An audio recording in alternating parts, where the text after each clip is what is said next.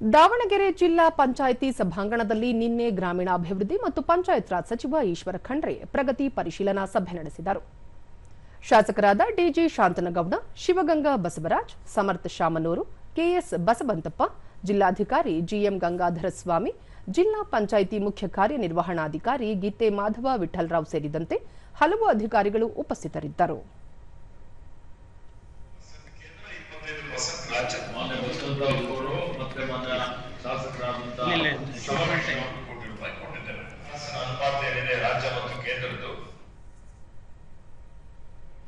ಶುದ್ಧ ಕುಡಿಯುವ ನೀರು ಘಟಕಗಳ ನಿರ್ವಹಣೆ ಮತ್ತು ಕಾರ್ಯಾಚರಣೆಗೆ ಟೆಂಡರ್ ಕರೆದು ಎಲ್ಲ ಕಡೆ ಶುದ್ಧ ನೀರು ಪೂರೈಸುವಂತೆ ಅಧಿಕಾರಿಗಳಿಗೆ ಸಚಿವರು ಸೂಚಿಸಿದರು.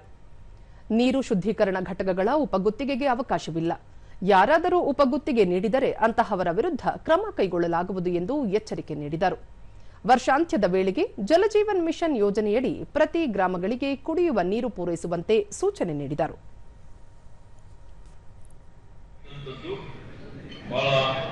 ಸರ್ಕಾರ ಅತ್ಯಂತ ಗಂಭೀರತೆಯಿಂದ ಪರಿಗಣನೆ ಮಾಡಿದೆ. ಅಧಿಕಾರಿಗಳಿಗೆ ಸಿಒರಿಗೆ ನಾನು ಸೂಚನೆ ಕೊಟ್ಟಿದ್ದೇನೆ. ಈ ಡಿಸೆಂಬರ್ ಒಳಗಾಗಿ ಏನಾದರೂ ಈ ಕಾಮಗಾರಿಗಳು ಪೂರ್ಣಗೊಳಿಸದೇ ಇದ್ದರೆ ಸಂಬಂಧಪಟ್ಟಂತ ಗುತ್ತಿಗೆದಾರ ಇರ್ಬೋದು ಅಥವಾ ಅಧಿಕಾರಿಗಳ ನಿರ್ಲಕ್ಷ್ಯ ಇದ್ದರೆ ಅವ್ರ ಮೇಲೆ ಕಟ್ಟುನಿಟ್ಟಾದ ಶಿಸ್ತು ಕ್ರಮ ಜರುಗಿಸಬೇಕು ಅನ್ನುವಂತ ಮಾತನ್ನು ಹೇಳಿದ್ದೇನೆ.